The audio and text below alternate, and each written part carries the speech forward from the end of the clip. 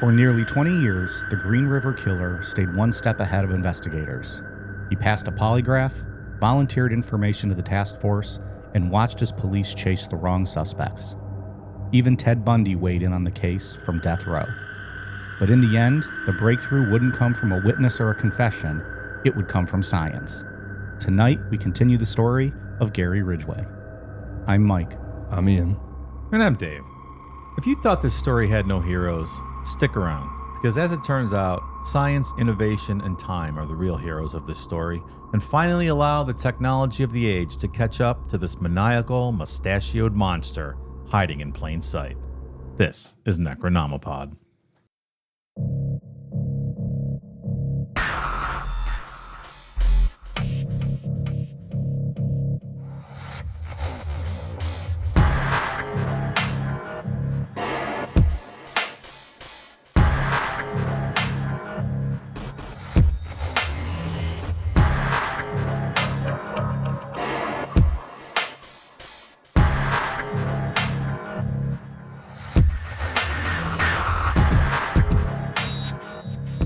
Just moments before we waved the green flag to get started here today, I looked up a photo of current Gary Ridgway, and it's incredible to think that he's gotten even like uglier. Yeah, right. From the time of these killings. What the fuck's going on there? Prison suits him well. It's done wonders for him. He kind of looks like Jeff Ross, the comedian, but like Roastmaster General. Roastmaster General. Yeah, but like worse. What did you call him, Ian? Like a rat? Like a mole rat. Like he has no hair at all. No eyebrows, nothing. Yeah. He lost that beautiful mustache, right? Was he clean shaven too? I think he was. Yeah, in the photo I saw, he was. Yeah, there was like not a single ounce of hair on his face, head, nothing. Well, we did that story about him allegedly being close or on his deathbed in December. Maybe he has cancer. That's true. I feel like typically I would say I need to do some good karma for making fun of somebody like that, but not, in this case, no. I'm making good. fun of him is good karma, right? Yeah. So we just knew he was something I would feel real bad about. I'm calling someone a mole rat and then they have fucking cancer. God damn it. When we did that story in December, though, it was not clear what he was dying from. I don't remember. Just it was dying. pretty hush kind of. It was real vague, and then he just never died. So Here he is, just still living. yeah. It's undisclosed, his medical condition. So, yeah.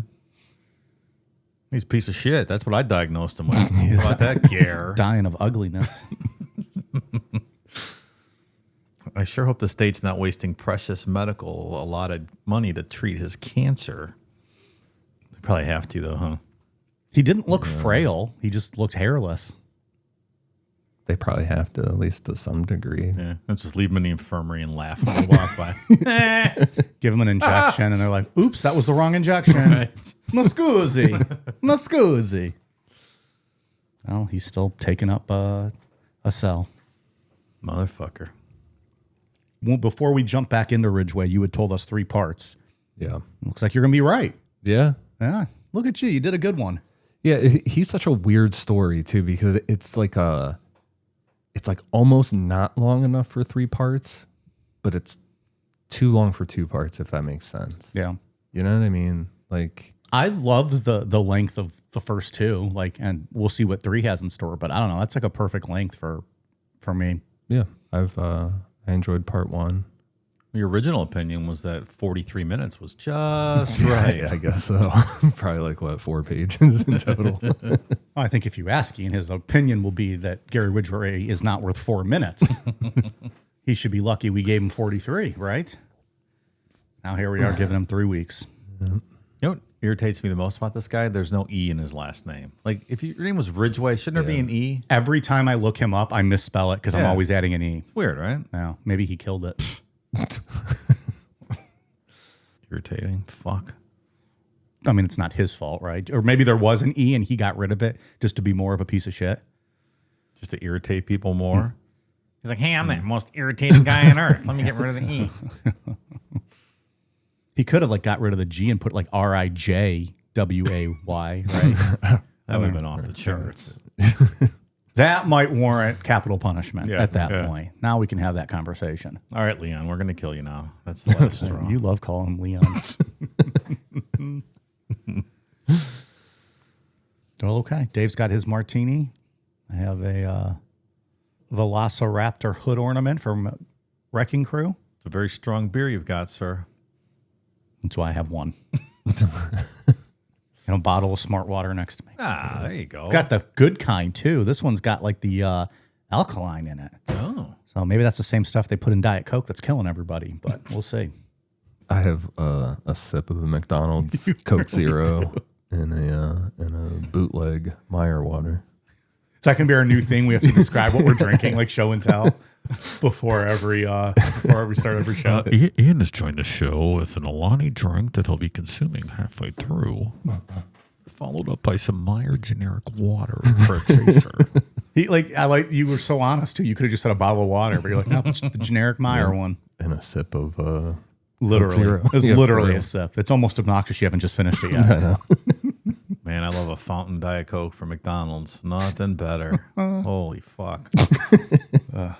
Their fountain machines are pretty crazy. Oh, my God. I looked into getting one for my kitchen, but it was a bit much. Yeah. You got to hook up like the hoses and all that shit. That's the whole thing. It's very expensive. I'm like, man, but I really want a fountain Diet Coke machine in my kitchen. It still wouldn't taste like McDonald's, though. Whatever they're doing, they got it right. I think you could probably get the control set properly. You could probably mimic start it pretty fucking around closely. with it? Yeah. I don't know. I bet McDonald's keeps that shit locked up. I'd like one like the Five Guys one where it has all the different Coke flavors you can get. Touch screen. Yeah. And because you can get Coke, but then you can also get like lemonade and iced tea and add it any flavor you want. Yeah. And then like Coke Zero, you can add any flavor you could think of to the cool. Coke Zero. Yeah, like a even. peach, a lemon, a blueberry, whatever. Right. Like you can't get canned Coke Zero vanilla, which I like that a lot, but you can get it fountain through that machine. That's neat. Yeah. Wendy's has that now too. Do they? Yeah. I'll take one of those in my house. That'd be all right.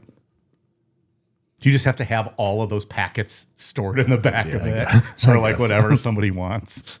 Is it like a shitty HP printer though? When one of the flavors is empty, it doesn't work at all. I'm just trying to print black. Come on, contact HP. You're missing magenta. It might be. Or you just tell people like, oh no, that only has Coke Zero and vanilla. Sorry, you can't get anything else from that. That's just for me. All right. Well, now everyone knows what we're drinking. Let's dive in. Real quick before we get into part two, Dave, you brought up last week when we wrapped up. I said that Gary had put stones in the bodies of some of his victims. We kind of talked about if he meant that literally, or maybe he like just put some rocks on top of them. But it was literal with at least two of the women he killed, the ones found together in that river. He put rocks inside their bodies, as in through the vagina after they were dead. When investigators asked him why, years later, he couldn't really give a straight answer on it. One time he said the rocks were just there. Another time he said he was trying to, quote, plug them up. I like to plug him up. Yeah. Seems like it was like a more or less just thing to do kind of vibe, his answer. Like this imbecile saw a mob movie where they weighted people down with rocks before they threw them in the water. And he's like, well, I'm going to do that too. If you're really interested in that plugging him up kink, I'm sure they can set up a conjugal visit if you're interested. Well, it was not a term of endearment, my friend. You think Gary Ridgway gets conjugal visits? Well, I mean, it'd be his dying wish. I hope nobody even writes him. He shouldn't even have a pen pal. Yeah, no, absolutely not. You can go have sex with his flabby, hairless body. Do his kids visit him? That's your homework assignment for next week, Ian. Let me know if his kids visit him in prison. All right. Don't spoil this for me. He's not in prison yet. Shh. So where we left off on part one, it was 1984, and bodies had been piling up around the Green River for 2 years. The task force at this point was the biggest murder investigation in the country, and they'd already had Gary in their hands more than once and let him go. He'd been questioned over Marie Malvar and talked his way out of it. Remember, that's the one where he had the scratch marks on his arm, and he leaned up against the fence the whole time he was talking, and then as soon as the police left, he burned him off with battery acid. Just kayfabed it through the whole conversation. Yep. And at this point, now the investigators are super desperate, and they reached out to Ted Bundy. Ted Bundy was on death row in Florida waiting to be executed for his own murders. In October of 1984, he wrote a 22-page letter, first to a judge up in Pierce County, offering himself up as a consultant on the Green River case. He said that he understood this kind of killer in a way that a cop never could. Ted Theodore Bundy, Esquire, at your service, gentlemen. Whatever, Ted. He's such an insufferable piece of shit. He's worse than Gary Ridgway. He might be the worst of all of them. Yeah, For absolutely. real. Yeah. The worst. It was so, and I know we'll get into him and kind of like what his role is in this, but do you think most of it was just like him kayfabing, like, I'll be good and do my due diligence and I'll help you guys out because of my expertise? Yeah. It just his own narcissism type and maybe hoping he can get something on the back end. Yeah, and I think that as it gets closer to his execution date, he really just starts scrambling, like grabbing at straws to stay alive, because he's offering up women and confessions up until like minutes before. So Wait, there's more. I got another one. Don't kill me. I think that's part of what this is. Yeah. So that makes Probably sense. more so what you said, though, actually. Probably more so him thinking he's just super smart. Like, I know exactly what you're dealing with. I Yeah. can help you guys if you'd let me. Ugh. Like he's fucking Hannibal Lecter or something, you know what I mean? I think that's where some of that came from, is this, right? Probably. Fairly certain. I mean, this is truly like the most Hollywood shit ever that had to happen in real life, you know? Hollywood Ted. When didn't Ed Kemper do this too? Like help out? I think he maybe tried to offer up some help or something. Or, Well, the Mindhunter guys went and interviewed Kemper about stuff. Was it about a specific case, though? I was just wondering if that also, like if that was before this and Bundy maybe was playing off that as well. he was. I know Kemper was super open with those guys. He loved talking. Right, telling his stories, right? When people would mess up his punchline, he'd get all mad. Yeah. I get mad when people mess up my punchline. I get it. So Ted's letter got passed to Bob Keppel, who had hunted Bundy himself years before.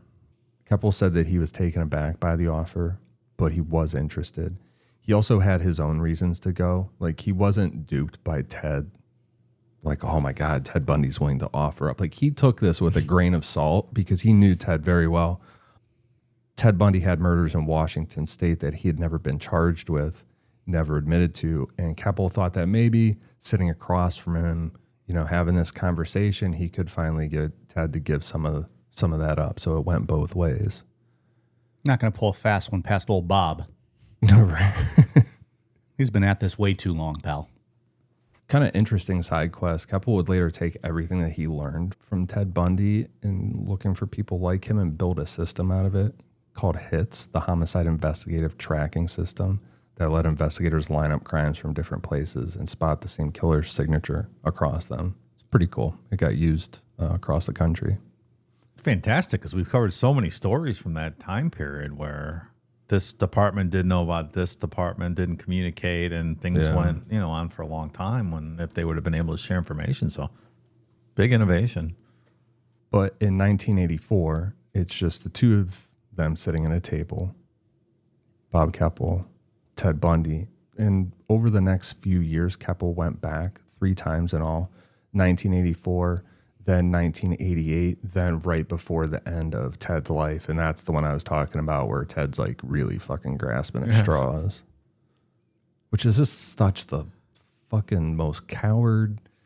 It'd be a lot cooler if you just went out quiet. Yeah, man. Like, you killed so many people and then you have the fucking balls to be so scared of it at the end. Get out of here. Exactly. Puss. You got all right. I changed my mind on Ted Bundy. You guys convinced me. He's not a very good person. You were on the fence for many years. Yeah, I was unsure. Well, you see Zac Efron play him, and you're like, "Come on, I'd fuck him." Is that who he played? Yeah. Okay. In one of them. Look at me. I know yeah. movies. I'm a cinephile. I'd fuck me. Buffalo Bill was based on Ted's gimmick, too, a lot of it. So. There are a lot of Ted Bundy movies. You said he was one of them. Around that played. same time, the Zac Efron was like a what's the word? Like a reenactment, a movie, Yeah, but there were yeah. docudramas and Oh, and I see. stuff All that coming stuff, out around yeah. that same time, if I recall. Yeah, there was a Bundy boom for a minute there. Yeah. Thank you. That's what I was trying to say. Like Ann Rule came out with some shit. And Oh, stuff. Jaw's mom. Yeah. yeah. It's the best thing Ted ever did in his life is make Jaw rule. Make jaw rule. How dare you associate him with such a scumbag? Holla, Mike. Holla. What's he up to these days? Have we had a jaw rule check-in recently? Just sniping back and forth with Fiddy every now and then. I haven't heard that too much from him. He ain't gonna win that one. Is he here this summer with Flo Rida and Ashanti tour? Maybe making that up. Does that sounds sound right. Look, I saw Flo Rida once a few years ago. Well, actually, multiple times because he performed at multiple WrestleManias I've been to. WWE loves that guy. He puts on a fun show. Yeah, it was great. And you know way more Flo Rida songs than you think. Oh yeah. I think I knew like all 12 songs he played. Really? Yeah, like enough that like I could like sing along with like the chorus. All right. Yeah. I'm pretty sure that's right. That's coming to Blossom or something. It did or it is. I don't know. We might be. I feel like we had That might have people been sending it last to year. us. That Yeah. might have been last year. People are like, "Oh, you guys should go to this," and of course we did not. If that was last year, that's crazy. It was Nelly, Ja Rule, and Eve. It was last August. Dude, I would have swore that was this August. That's a really good lineup. I like Eve. I love Eve. I would have went to that. Nelly's awesome. He's got some bangers. You want to hear the set list from Ja Rule? I mean, how many songs? I mean, what are we about to go through here? 14 songs. Oh, I don't know about all that. All right. Some of the highlights: Down Ass Bitch, Fuck You, I'm Real, Mesmerized, Down for You, and Always on Time. So the hits. Ja Rule, you said. Yeah, Ja Oh, Rule. in my mind, I was thinking Flo Rida. And I was like, that sounds like none of his songs. No. Flo Rida would never write a song called Fuck You. He's like the Will Smith-esque. Yeah.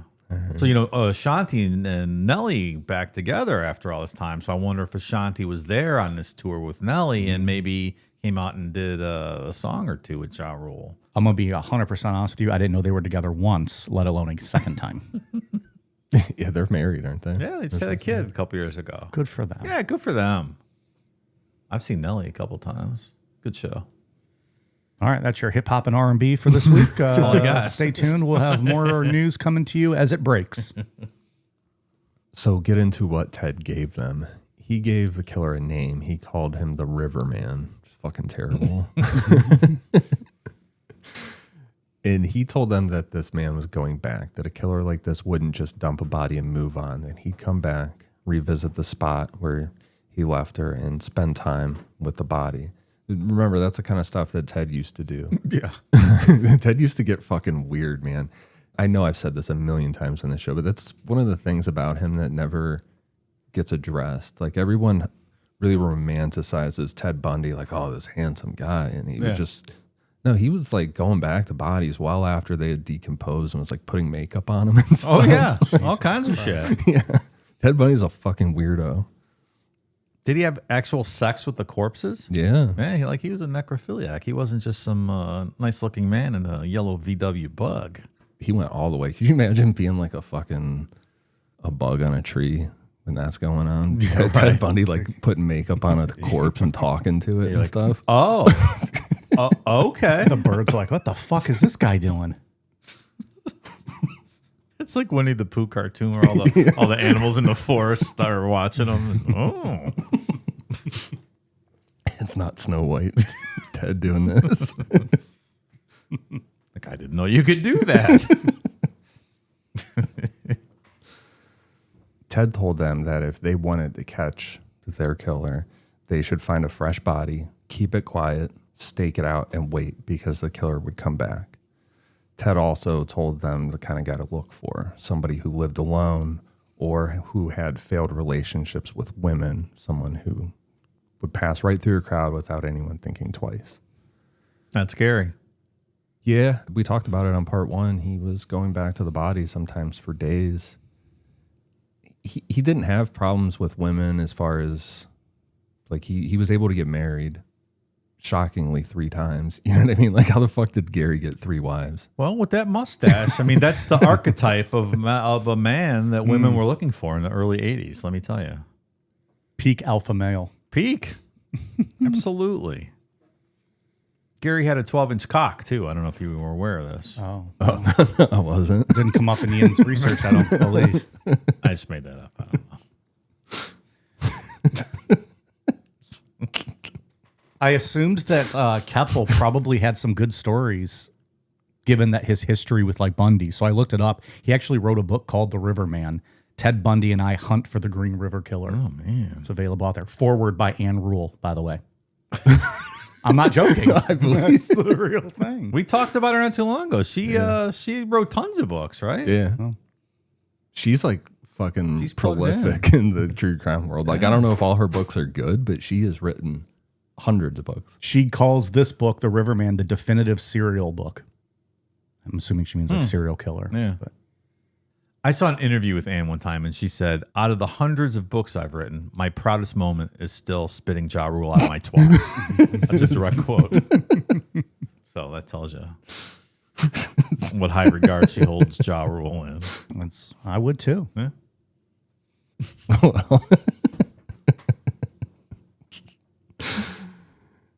Keppel did get his side of the bargain too on this.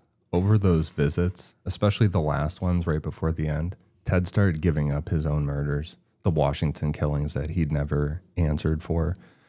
The one he laid out in full was 18-year-old University of Washington student named Georgianne Hawkins. It was June of 1974. Georgianne had spent the evening at her boyfriend's fraternity, and a little after midnight, she was headed back toward her sorority house for a walk of maybe like a few hundred feet down a well-lit alley on Greek Row. She was one Spanish exam from finishing the semester, but she never made it. What got her was the same kind of shit that Gary used. Ted was waiting in the alley on crutches with his leg in a cast, struggling to carry a briefcase. He asked her for help getting into his car, and, you know, why wouldn't she help this guy, this hurt guy a few doors from home, right? And he's all... He fits in, right? He's super clean cut. Yeah. Once they reached the car, he knocked her unconscious and drove off. We know none of that's real, the cast, the injury, and it's the same type of shit Gary would do with like throwing a picture of his kid around the sex workers and stuff, just completely drop their guard.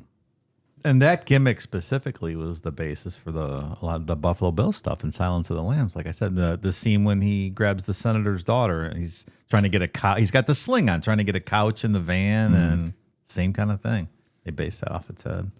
That's such a creepy scene. Yeah. I watched that not too long ago. Have you? Yeah, just probably like 2 or 3 months ago, probably. Yeah. I watch it every couple of years. It's been a while. It holds up, man. It's such a good movie. 100% does.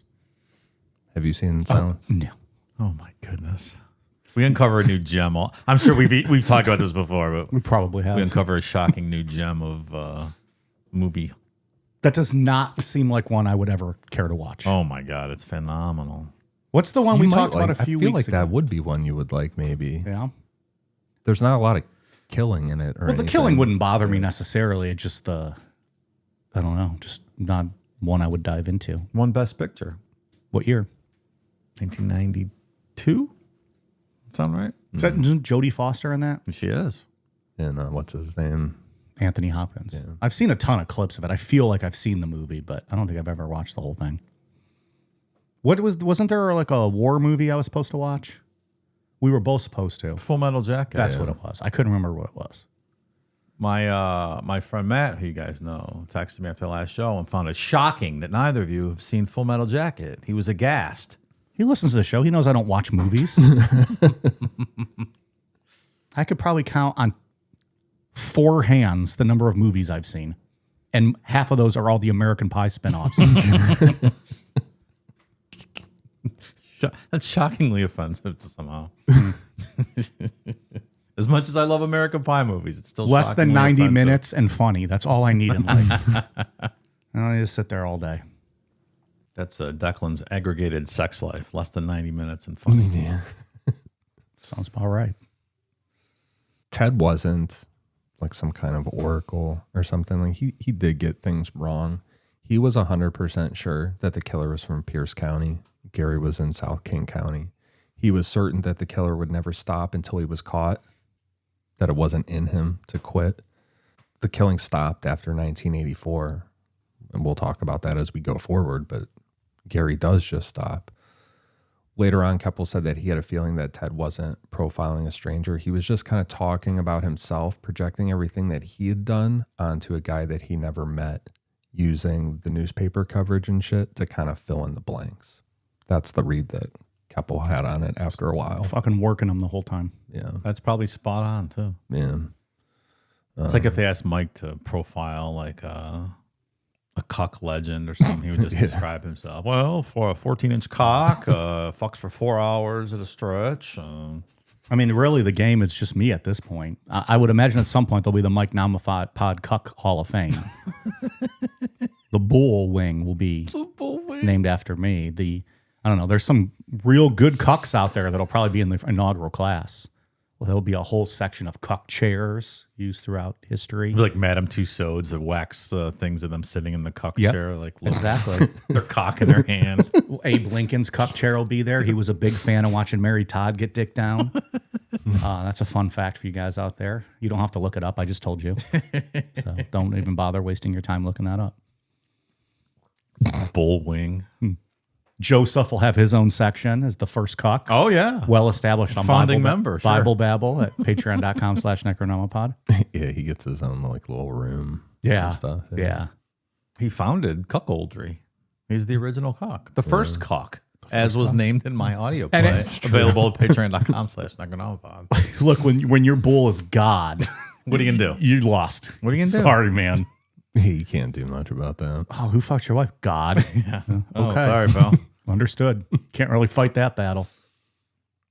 What did God say in that play? Hello, Gabriel. You get some stank on my hang low.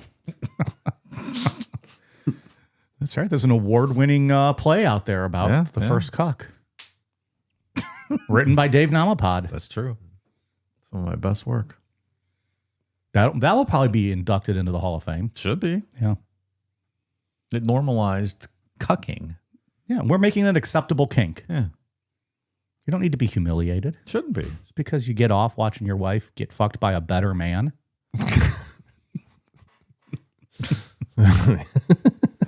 All right. You know, we've gotten wedding invitations before where people have offered their wives to us the night of the wedding. That is a shoot. That is true. The joke's gone too far. I mean, at that point, it's not a joke. We could have made it happen. It went too far.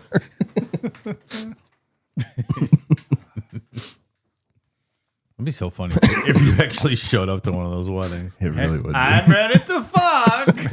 Someone introduced themselves. Like, so who do you know? I was like, oh, I'm just here to fuck the bride tonight. Okay, I'm from a podcast. Yeah. I fuck wives. We talk about killing and cults and Casey Anthony's ass. I also fuck wives. It started as a joke, but tonight it's about to be real. See that lady up there in the white dress? Her face is going to be white soon.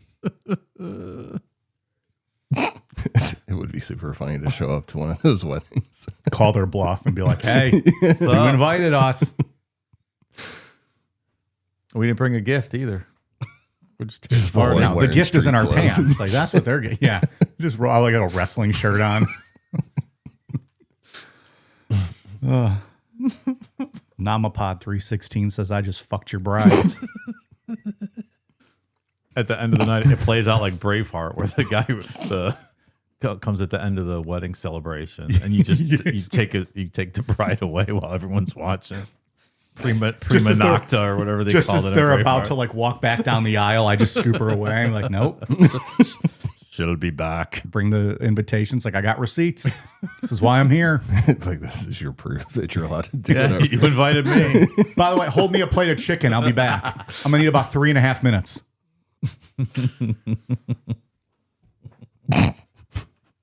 Man, missed opportunity by us. We really blew it on that one.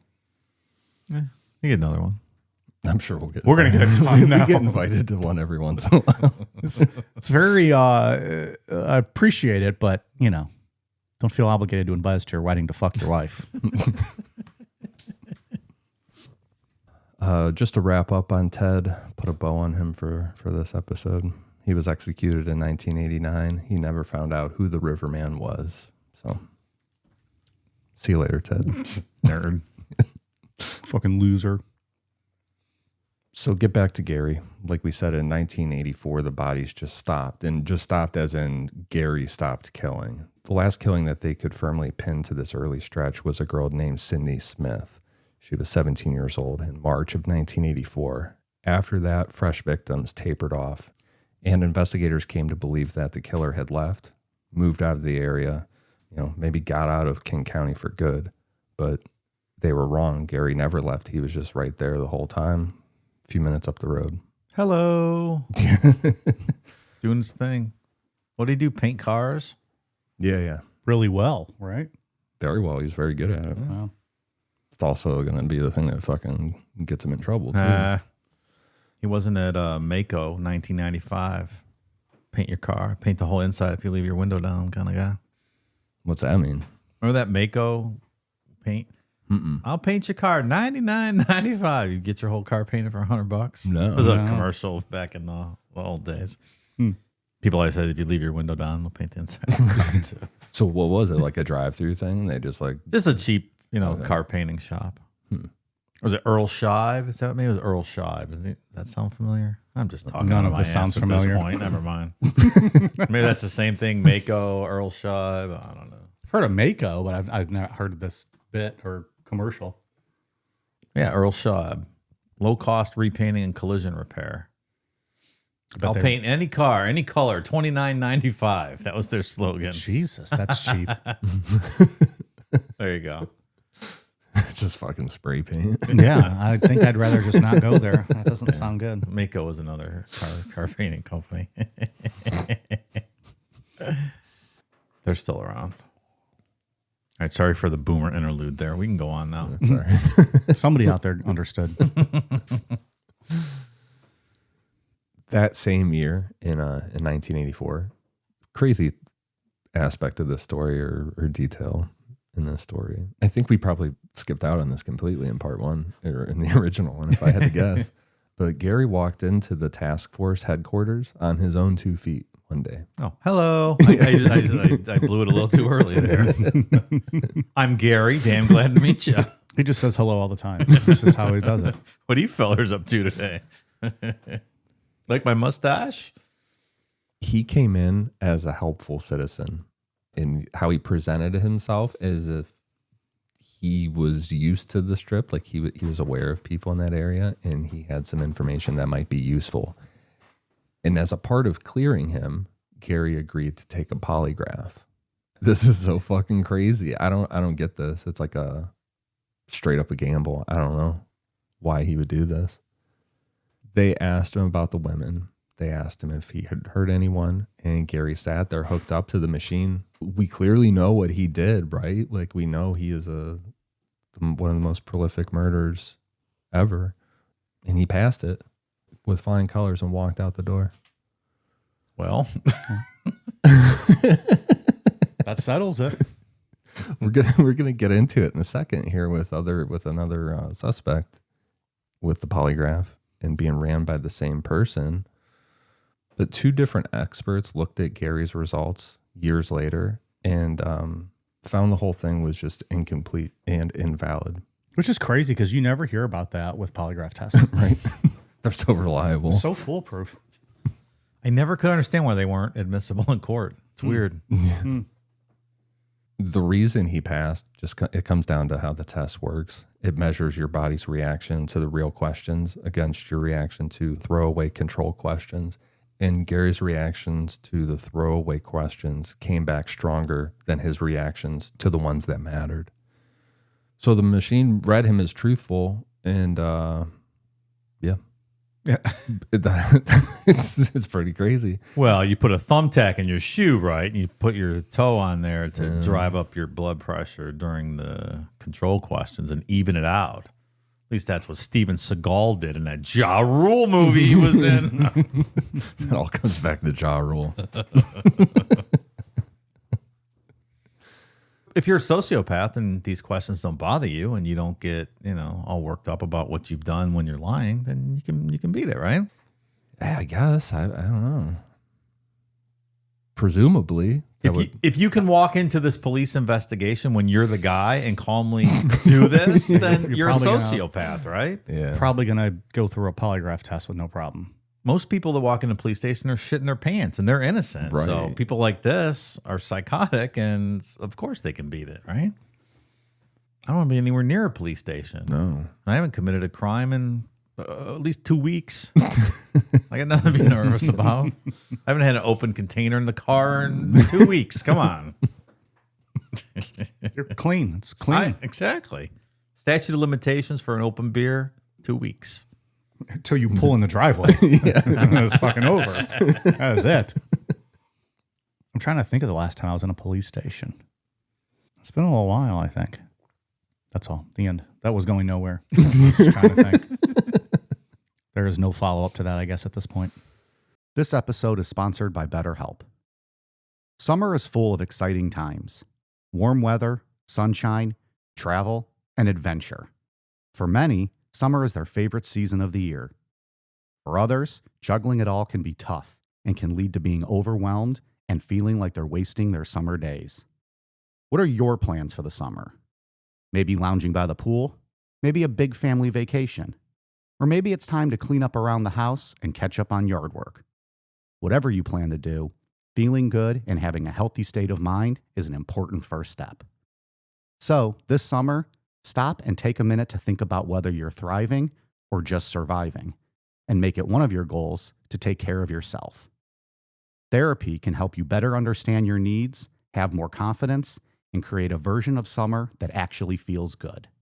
With over 30,000 therapists, BetterHelp is the world's largest online therapy platform, having served over 6 million people globally. And it works, with an average rating of 4.9 out of 5 for a live session, based on over 1.7 million client reviews. If you're looking for quality, BetterHelp therapists work according to a strict code of conduct and are fully licensed in the U.S. To get started, all you need to do is fill out a brief questionnaire, and BetterHelp does the initial matching for you, focusing on finding a therapist that best meets your needs and preferences. You can also switch to a different therapist at any time. You don't have to say yes to everything this summer. Find support in therapy. Sign up and get 10% off at betterhelp.com/necro. That's betterhelp.com/necro. So a twist on this whole polygraph thing, kind of the same situation. A cab driver named Melvin Foster came forward himself because he was a cabbie that worked in the strip and he knew some of the women that disappeared. So he was for real. He had potential information, right? Like he's what Gary was pretending to be. And he also agreed to take a polygraph test as part of a way to clear him and like get his information. And he failed. So, and he's innocent, but he failed it. As a person who came in to do a good deed and suddenly you're in a polygraph being asked aggressive questions, you might be prone to fail because you're nervous as shit when they turn the tables on you. So, Right. Yeah, that tracks.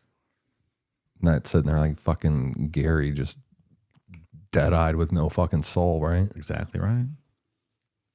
Oh, Melvin. See? Don't insert yourself into shit.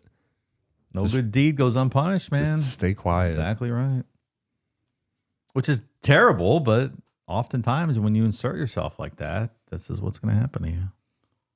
Remember that stabbing that happened down the street from my house and that girl came running down the street with a knife? Yeah. I stopped her down. I'm like, do not come in my yard with that. I don't want anything to do with this. How did you put your hand out? Like, I you did. will stop? I did. I was like, stop. Don't bring that knife into my yard. You're like, I'm not I trying will to call get fucking 911, but I subpoenaed. don't want this. Yeah. Then you had to kill her to prevent. Yeah, for sure. Have you ever been subpoenaed before? No. I have. Yeah. Yep. Never ended up going anywhere, but yeah. I never have been. Did you have your attorney quash it, as they say? Quash or squash? Oh, it didn't. Quash. I was protected. I was represented, but Oh. it didn't have to. It was something that didn't even really involve me, and it was Oh. all settled. Well, that's good. I know I'm being very cryptic, but we'll just leave it at that. Sorry. It's fine. It's cool to say you've been subpoenaed. It's very cool. You're a dangerous man, Mike Namapod. Something like that. Big cock and nothing to lose. Yep. Born to fuck tattoos on your fingers. Subpoenas in the mailbox. So Melvin Foster, he ended up spent years with the police tailing him over this. They searched his property. They treated him as the main suspect for a long time. But he kind of fought back, and he went to reporters and complained that the FBI was harassing him. He feuded openly with Dave Reichert, who was the lead detective. We talked about him a bunch on part 1, and we'll talk about him again on part 3. He kept insisting that he was innocent to anyone who would listen, which when you're the prime suspect, right, and you failed the polygraph, you look like a crazy person. Like, you look even worse to just an average person. You absolutely do. For like the better part of 2 decades, he was the guy, or at least assumed to be the guy. You'd be fucking pissed too. You're a good citizen trying to go and help this investigation and get justice for these murdered young women, and this is what the fucking cops do to you. I'd be pissed too. You can't turn down the polygraph though. Once you insert yourself and walk in there, if you say no, I'm not taking a polygraph, which he absolutely 100% should have never done, then you look bad just refusing the polygraph. Because innocent people don't refuse a polygraph test, right? What are you trying to hide? Yeah. It's a lose-lose situation there. Just don't insert yourself. Like, I'm not saying be a bad citizen or like be fucking super cold, but I don't know. He really did. Just walking in there and inserting yourself like that is just not a good idea. Maybe have legal representation while you insert yourself. Yeah. Or drop anonymous tips if you have legitimate information. But yeah, man, you fuck yourself sometimes doing that kind of stuff. There you go. Call the tip line. Hello, tip line. Cab driver Melvin on the line here. I mean, Joe Schmo on the line here. Excuse me. I'm not Melvin, the cab driver. I don't know who that might be. He turned up as a person of interest and had his house searched. This Bill McLean guy. He didn't do anything. Obviously, he wasn't behind this. He sued for defamation and won a settlement against the station. Another man, William Stevens, got looked at pretty hard too and was cleared. And one of the task force's own investigators, a guy named John Blake, got so fixated on a local lawyer, like he was convinced that this guy was the killer, that it essentially drove him crazy, and he was eventually let go from the force on a disability charge. Or disability God damn. diagnosis or whatever the term is. He needed to take a vacation. Yeah, like that's not the cool part. Like when you picture a guy like drinking his whiskey and whatever and smoking cigarettes, like that's not the cool version of it. Like No, this guy fully snapped. This is scary. Like, no, sir, you need treatment. You need serious treatment. Even by 80s standards, you need treatment. Right. Just because Gary stopped killing didn't mean that the bodies didn't stop showing up. Because of how he scattered them and how many he killed over those years, just bodies would be gradually discovered. A woman named Carol Christensen was 21, had been killed back in 1983.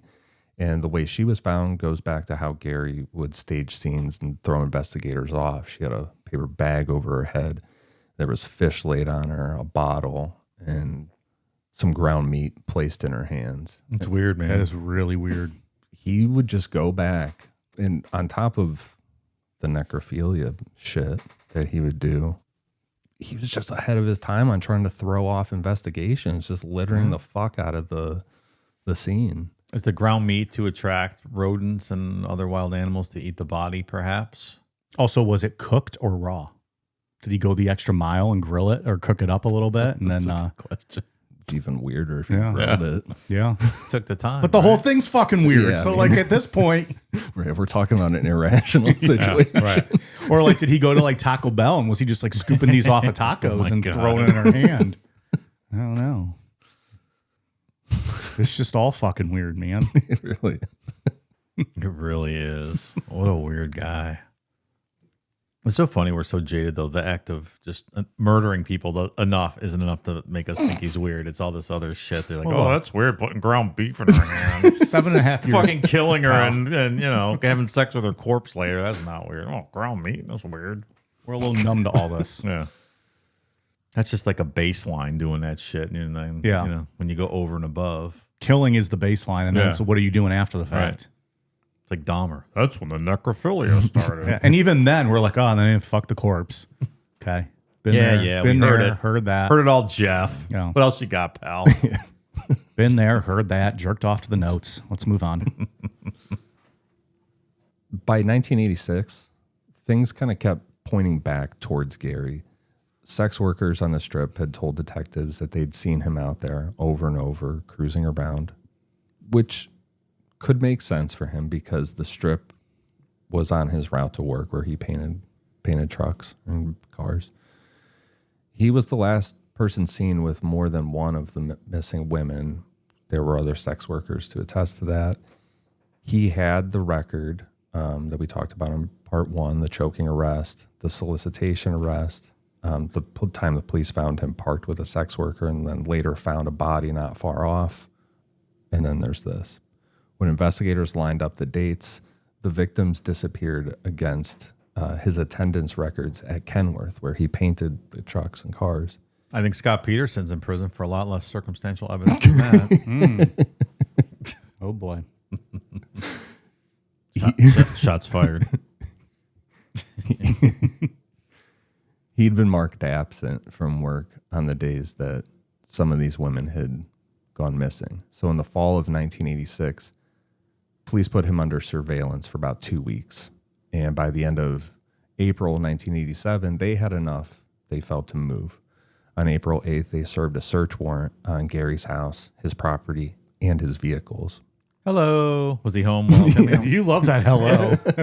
You're going to be saying that in bed tonight to yourself, like, hello. what are you fellers doing here? That's how he opened the door. In his tighty whities. And with a robe on, though, at least, right? Mm-hmm. That little fucking mustache. Yeah, Gary definitely wore like tighty whities with the robe open. Well, in all fairness, that's an awesome, comfortable look, by the way. Yeah. I do that, too. Not white, though. I like red. Red. Like a red, silky, tighty whitey with a robe. Not tied, open, of course. Just, it's got a flap. Yeah, Silky robe. Silky robe. it matches the underwear. Yeah. And socks to match them as well. All right, hold on. I'm just picturing this.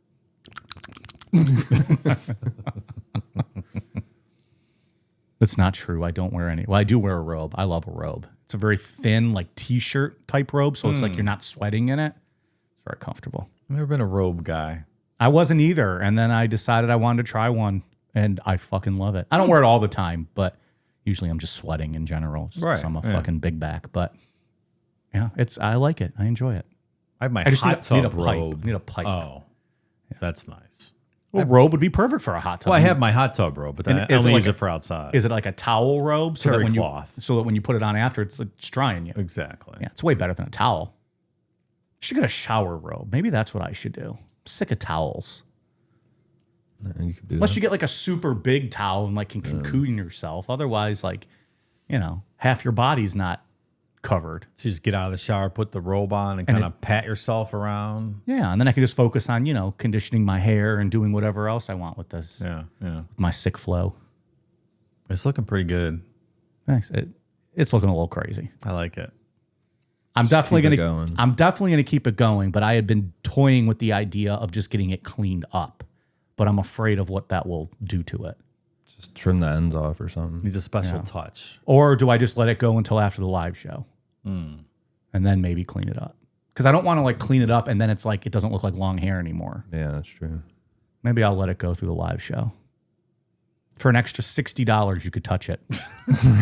You don't want to touch it. I have to put so much fucking product in it to keep it down. It's just crunchy. Please don't touch my head if you see me. I will fist bump you or shake your hand. Social distancing, please. What was it during COVID? The elbow bump? Did people do elbow bumps? I always think of the Joe Biden, Mike Pence.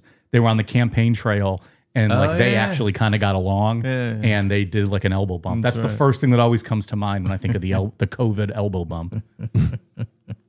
I'm not sure I ever did an elbow bump. I would just say hi from like across the way and just keep on. I don't think so, yeah. Yeah, I can't think of it. I don't need any physical contact to say hi to you. Like you just didn't even in general. Like, how about I just say hi? How are you? Yeah. Good to see you. Okay, bye. I miss those COVID days when you just stay in your house, didn't have to interact with anybody. It wasn't that bad. I know people hated it, but it's positives. Mm-hmm. Look, for small businesses, it probably sucked, but for podcast businesses, it was fucking the best. Everyone wanted to listen to some shit. For real. Can we get another pandemic going? That'd be all right. You mean I don't have to go anywhere and I just get everything delivered and I don't ever have to see anyone? We still have Amazon and DoorDash that we use quite frequently. I've not DoorDashed in months. Yeah, look at you. I have cut back. Not a lot, but I've cut back. It's progress. I wanted real bad last night. I wanted to order stuff and I didn't. Good for me. Good for you, pal. Good for me. Yeah, good job. Pat yourself on the Thanks. back when you get a chance. If I did that, I'd pull my shoulder right out of its socket. I have the flexibility of a desk lamp. I got a cortisone shot in my shoulder 2 months ago. Already wore off. Lasted things fucking 2 months, and now it's just like it was before. Everybody I hear that gets one says the same thing. Like they just don't last anymore. Oh, it's like a miracle. It was just the pain was gone. Do you think it's like Andre the back. Giant syndrome? Like maybe you're so conditioned to like alcohol and putting things in your body that like the cortisone's just like, you just have like a tolerance to it. I don't know. And with Andre, they had to calculate how to put him out for surgery based on the amount of beer and wine he drank because they've never worked with someone that size. Maybe like, well, I drink quite a few martinis and I've been known to put down a case of beer. They're like, oh, you need 2 shots. Like, dive in. Can I get some red wine with that, please? I would get one every month if I could. Not even hurt. Just get a cortisone Just so shot. I'd never feel it. Man. Just numbing yourself from existence. All right, pal, where were we? That was quite an interlude. I forgot where I even was for a second. I was just bullshitting. Got a boner still from Mike's hair, though.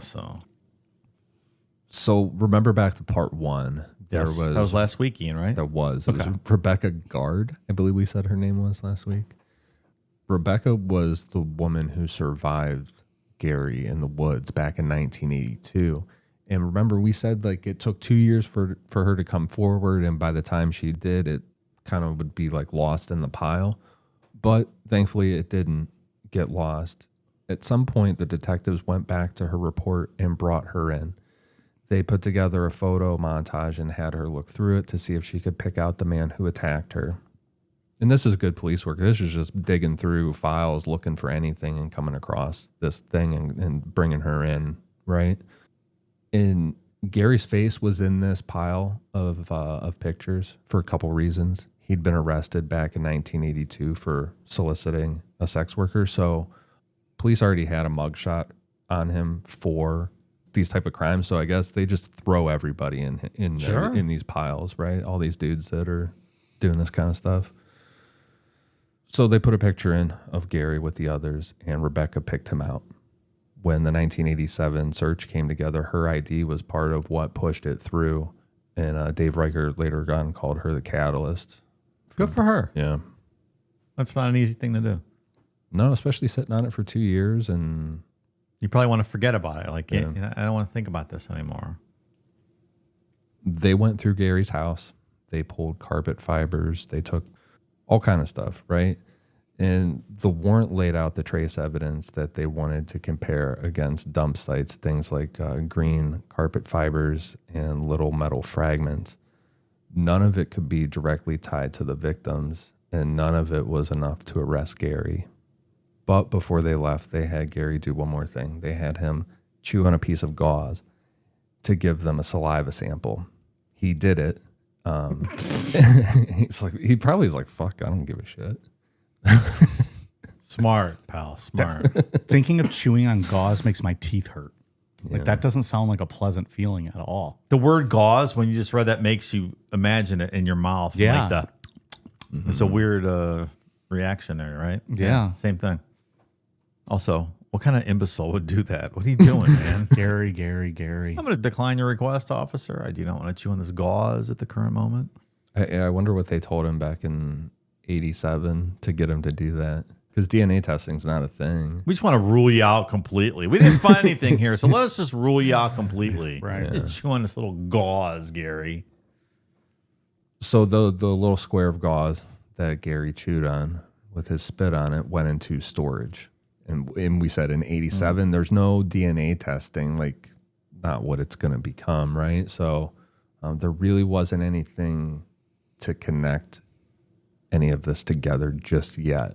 So they had to wait.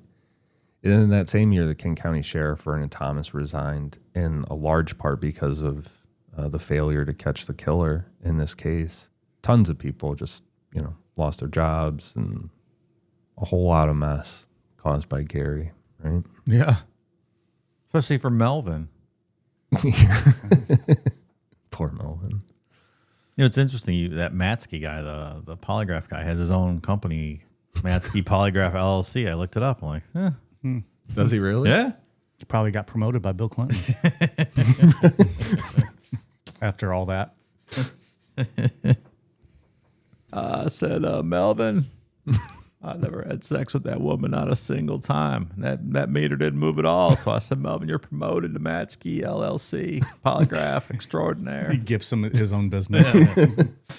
By the power vested in me, by the voters of Arkansas, United States of America, I grant you your own LLC, Matsky Polygraph. Use it in good health. I couldn't find a website, so I don't know if it's still in existence, but he might be dead for all I know, but it's on LinkedIn. It's true. This was 30 years, 40 years ago. It's a long time ago. In 1988, Gary got married for a third time to a woman named Judith. And Judith had no idea of, any of this kind of stuff. By every account, she thought that she had married a sweet, boring, church-going guy. Remember, we said Gary'd be out there crying with his Bible and stuff.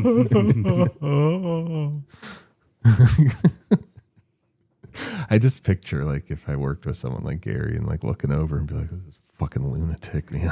I'd be so worried that guy's going to shoot up the whole fucking office or something. Weirdo's fucking crying again. I love Jesus. Later on, she said that she felt like they were in their honeymoon phase for years. Like shit was just perfect. Man, Nice. must have been that 12-inch cock Dave told us all about earlier. Right. It's nothing compared to your 14-incher, but Well, I wasn't going to brag. respectable. I wasn't trying to make it a dick sizing contest, but Mike Nalapod versus Gary Ridgway and a cock off. oh, can you imagine losing to Gary Ridgway? That'd be the worst.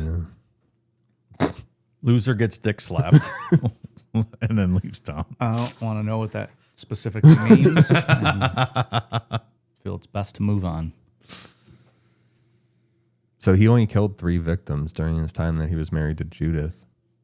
Oh, is that all? I mean- she's a calming effect on Gary. Something settled him down Yeah. being married to her. I don't know what, but everybody seems to be in agreement. Like all the people who wrote books on him and everything, like something changed during this time. Like he didn't have the urge. Judith, you're my missing part. I will no longer kill and brutalize Yeah. and necrophilize women anymore. It's cool for us to say, or like maybe other people to assume, but Judith probably should have just sat out for this next part. She said that she thought that she had saved lives by making Gary happy. Oh. I read that a few times in the notes because I was like, well, wait a minute. When did she say this? And like, what was the context of this? Because, man, that's really, Yeah. like you said, just sit this one out. Yeah. Go home. Let us speculate that Yeah. maybe he stopped killing because he was married to you. Yeah. You shouldn't be the one to put the Shut stamp fuck on up. it. Yeah, because some might say you knew about some of this, and then we can get into all that. Yes. Did Ann Rule interviewer? Yes, I feel like when the nights I deep-throated Gary went all the way to the base and then tickled his balls with my tongue at the same time, I feel like for a couple of days he didn't want to kill any women after that. So it was so satisfied with me. And then on those days when I gave him a rim job and licked his asshole, for a whole month he didn't kill any women. So I was saving humanity. Judith out here doing the Lord's work.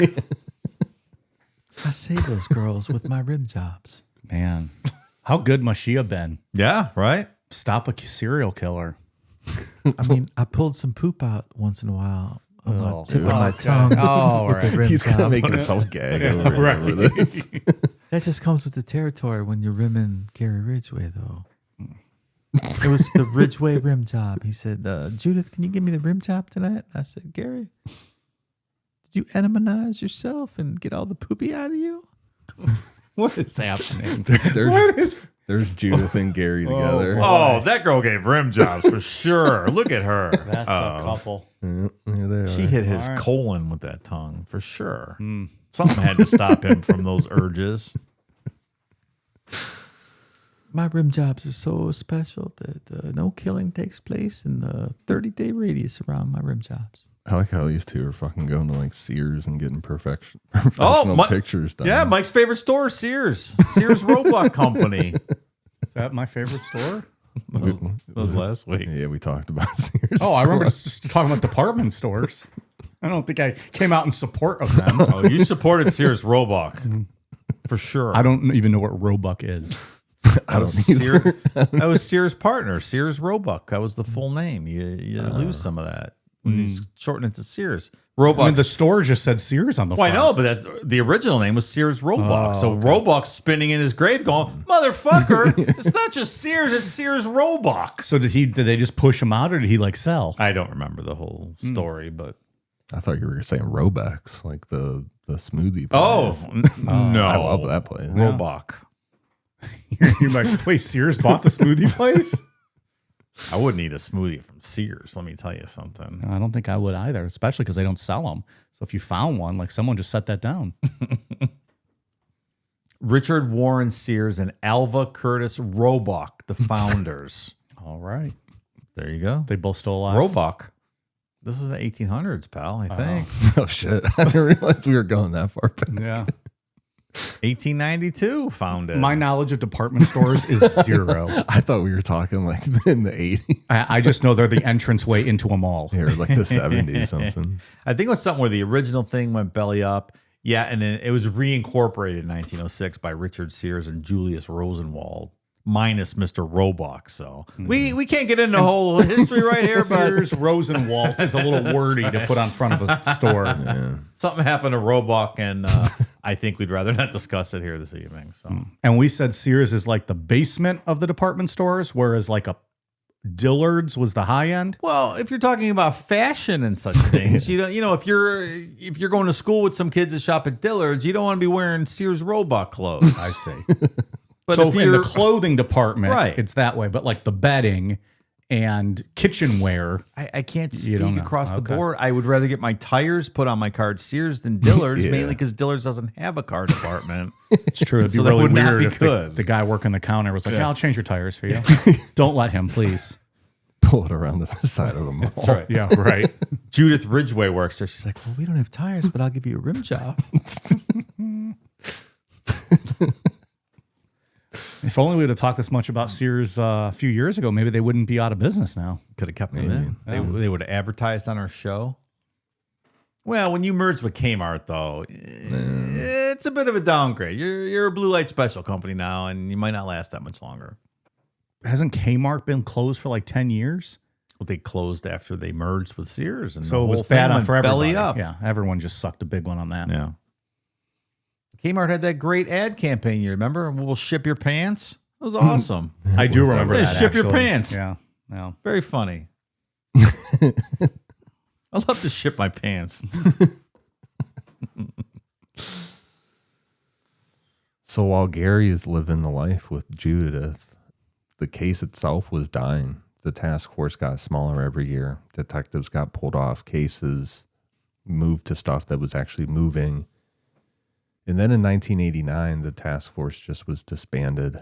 The case wasn't closed. It was just cold, right? And by the early 1990s, it was down to one guy, a detective named Tom Jensen, alone in a room with all these boxes. In total, 40,000 tip sheets. This is the whiskey cigarette guy. He's the cool version of the story. Sleeves rolled up, tie pulled down. It's midnight. He's like one lamp over a file. Pull that drawer open. It's a bottle of Jameson in his bottom top drawer. He just pulls it out. pours it into a glass that's just already sitting on the desk. Paper Smoke. cup. Paper cup. Paper cup. Yeah, there you go. He's got to blows it out a little bit. We just wrote an 80s movie. I think we should write this. Just one scene, and we'll just base a whole movie around that. I know I said at the beginning, technology innovation was the hero of the story. Tom Jensen is also very much the hero of this story. I know you kind of forget now with like how quick technology is changing and things like that are moving very fast, but like 40,000 paper tip sheets is fucking massive. And you just sit there and go through that for years and look for like the little random fucking dude on a corner maybe in that strip might have the key, and it was overlooked 2 decades earlier kind of thing. It's just, it's a lot of police work. So things just kind of sat that way, and he would just continue to look at stuff and research how technology is changing, right? With how DNA and stuff was evolving. They had tried with the DNA, that saliva that they got back in 1999. They sent the old biological evidence to a lab back on the East Coast to try for a match. It failed. The samples were too small. The technology still wasn't quite there. By 2001, there was a new method called STR that could do what the old testing couldn't. A simplified version is basically like in 87, to get a DNA reading, you needed a decent sized, fresh-ish sample to work with. What they had in 82 was the opposite, just like tiny amounts of shit that's like old, halfway broken down. What the new method could do is it could take that tiny little degraded sample and then make millions of copies enough to it and like kind of blow it up enough to actually work with, which is pretty cool. Hi, Detective Tom Jensen. Judith Ridgway here. If you need a fresh sample, my tongue is a petri dish of Gary Ridgway DNA. She needs to stop inserting herself into the story. I know. We don't need her. Now she's turning him in with his samples. She heel turned on him. See? One too many loads. In early 2001, Tom Jensen pulled out all these old DNA samples, and one specifically taken from the earliest victim back in 1982 and sent it to the Washington State Crime Lab along with Gary's saliva from 1987 and asked them to compare. Again, like good police were keeping up on like the current stuff. Not like somebody came to him and was like, hey dude, there's new DNA stuff. Like he's actively keeping in contact with labs and who's able to do this kind of shit, right? And then in September, the answer came back. Going back to Dave Reichert, who had been on this case since the very first body. He was the King County Sheriff now.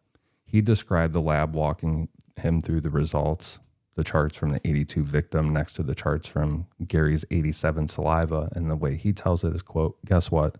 The charts are all the same. And that's where we'll pick back up on part 3. Oh, boy. Dave Reichert is the guy that was standing there 45 minutes after Gary dumped the body. Remember, there was a body. There was a body dumped, and he was 45 minutes behind him, and had to wait 20 some years to get him. That's got to be a crazy feeling too, having a tech just like show you like the proof, like there's no fucking way it's anybody else. Because when that realization just washes over you, I'm sure that just smile just creeps on your face when you realize that you have them after all this time. It's got to be complete elation. I don't even know what the word is. Yeah. Fucking Gary. I know. Got you, Gary. Motherfucker. Who plays Tom Jensen in our movie? I'm thinking like nearing retirement, little out of shape, a little haggard looking. Who can we get for that role? I mean, you can always get Christian Bale. He will make any role work and he'll go, full on for it. But like, who else could we get for that role? If it was a couple years ago, I was going to say Ted Levine, the guy that played Buffalo Bill in Silence of the Lambs, because he played a good cop later on as he got older. He would have been good. Why a couple? Did he die? He's just a lot. I think he's a lot older now. Oh, he probably aged out of your part. That guy? Yeah. Grizzled veteran detective. I'm gonna need somebody a little beefier though. I feel like this guy's eating cheeseburgers late at night, probably. Brian Dennehy back in the day probably would have been a good one. We're making this movie now. You're giving us answers. I'm a boomer. I'm trying to think. Could Russell Crowe do it? Oh, that's not bad. Russell Crowe could do that. Russell Crowe's fat and aged now. Yeah. Yeah. Gerard Butler in a couple years, perhaps. That's a good one too. Yeah. Okay. Well, we got 2 guys. We'll put them at the top of the board. Send out some feelers to see Yeah, who's see if they're interested interested. in our project. Yeah. Your name's Tom Jensen. You're a grizzled veteran guy who has a bottle of scotch in his bottom drawer. Drink out of a paper cup. Paper cup. You're about to solve crime of the century. Yep. And go. It smells like an Academy Award. Did either of those guys have an Academy Award? Gladiator won Best Picture, didn't it? It did. Did he ever win anything, though? I don't know. Good question. Okay. Well, if they want one. What if I told you might win an Academy Award? Is that something you might be interested in? Do you remember? You didn't watch Entourage, did you? Martin Landau. I saw like the in first Entourage. season, but no. Is that something you might be interested in? All right. Well, Ian, any other final thoughts on part 2? I know we'll wrap this all up probably next week, but. No, I'm good. All right. Good stuff. Dave, what do you got for us on Patreon? Thank you to new patrons Princess Elvie, Almissa Chrismore, S. Clow, Michael Hanna, Miss eBay, Anna Marie Desjarnet, or Desjarnais as it may be, Zach Baker, Sienna, Michael, Alondra Moreno, Elena Rothmayer, Jenna Bencini, Jonathan Rayrig, Ashley Hectus, God Damn It Donut, or was it GD Damn It Donut? Maybe they don't say God Damn It, but I say God Damn It. So that's how I pronounce it. Sydney Yoakum, Professional Vegetable. What do you think that means? I don't know. Riley Sugden, Nathaniel Hill, Katie Engel, Quentin, Lyndon B. Moth Girl is a myth. Wrecking Crew Bob, we know that guy. Finally, join Patreon after all time, these. Bob. Come on. Tyler Gibbons, Joe Mama, Madison Dunn, and Toby Frost. Welcome, new patrons. Please enjoy the time you spend at patreon.com/Necronomapod. There it is. Now I don't even have to say it. Ian, anything else on your end? Anything else to... On Patreon, we just covered cargo cults.